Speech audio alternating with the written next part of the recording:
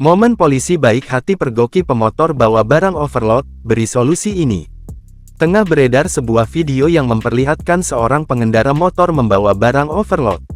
Tampak, tumpukan kardus itu ia ikat di sepeda motornya tersebut menggunakan tali rapiah.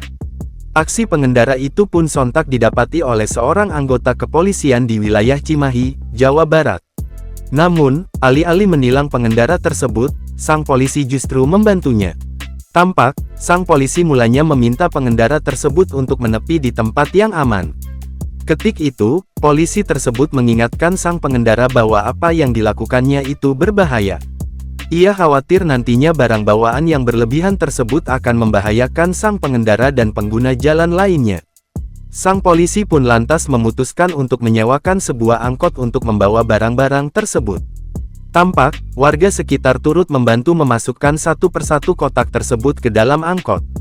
Sang pengendara pun berterima kasih kepada polisi tersebut, tak lupa polisi itu juga mengingatkan pengendara itu agar tak mengulangi perbuatannya lagi.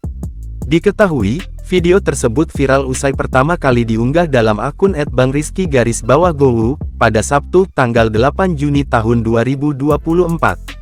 Unggahan tersebut pun telah dibagikan dalam berbagai macam akun di media sosial. Warganet yang menyaksikan peristiwa itu pun ramai memberikan komentar dan mengapresiasi aksi polisi tersebut.